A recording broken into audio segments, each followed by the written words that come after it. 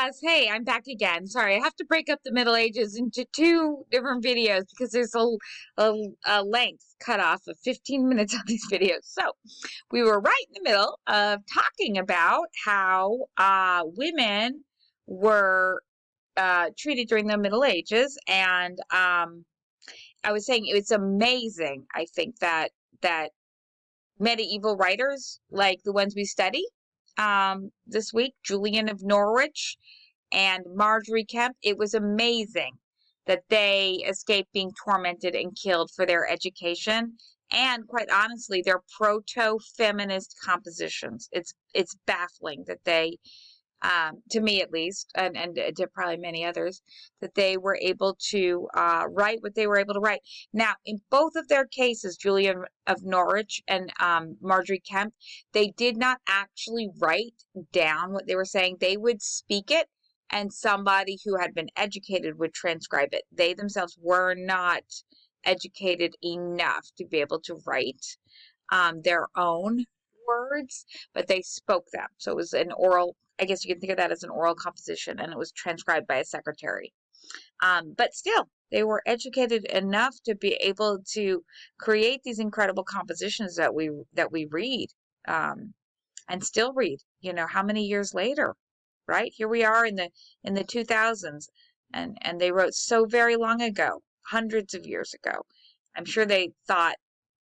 I mean, I'm sure they didn't think that in hundreds of years from when they were writing, people would still be reading and studying them. It's pretty amazing.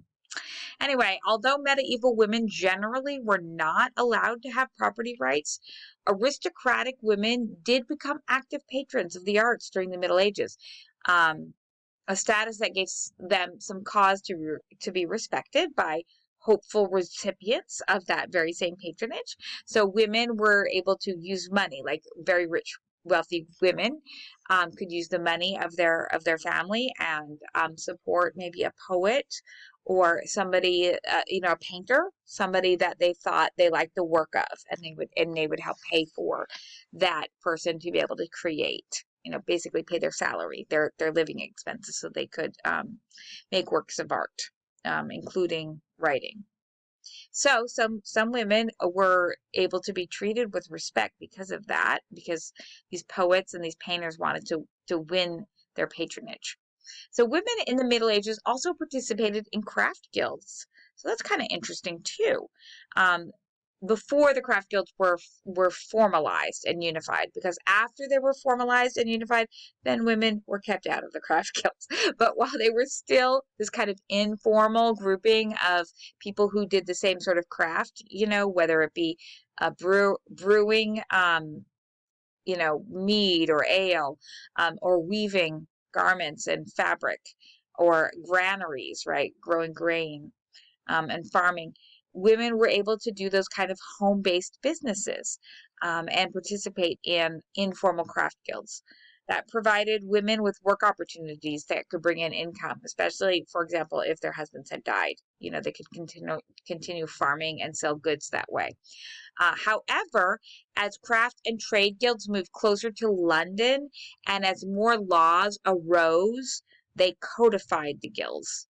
In other words, women were frequently kept out of membership, all right, as policies and laws started becoming more formalized.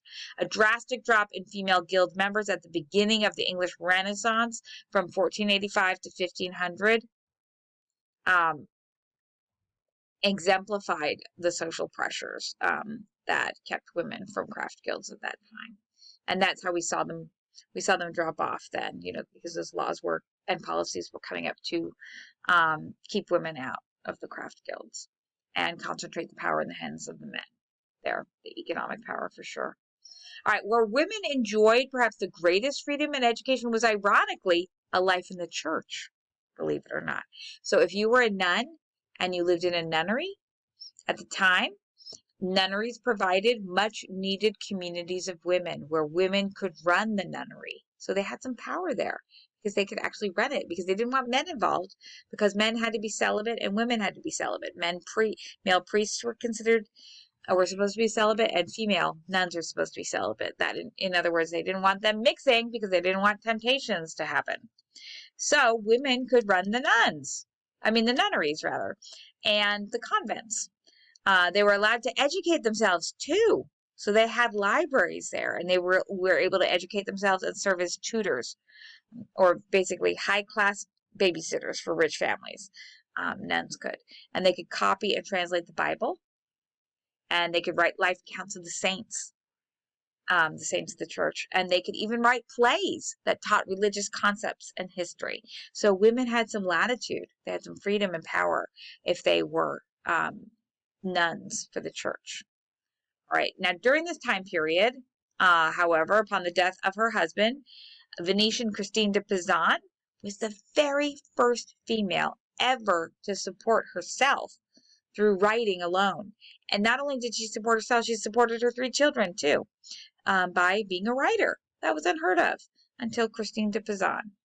She instructed herself in the libraries and the archives of King Charles V of France, in whose court her father worked. So there are exceptions to that rule. So very wealthy women sometimes could study and educate themselves in the libraries of their homes. You know, if they had a very aristocratic home, or if they had a life at court, they could use those libraries to educate themselves. And even sometimes they could sit in on the tutors of their brothers. You know, sometimes you see that happening in some very wealthy households. So those were the exceptions to the rule that kept women out of being educated. If you were a nun, or if you were an extremely wealthy woman and you could educate yourself in your father's library, or in the library of the court, or sometimes, you know, listen in on the tutors of your brothers. All right, so that concludes our discussion on the Middle Ages.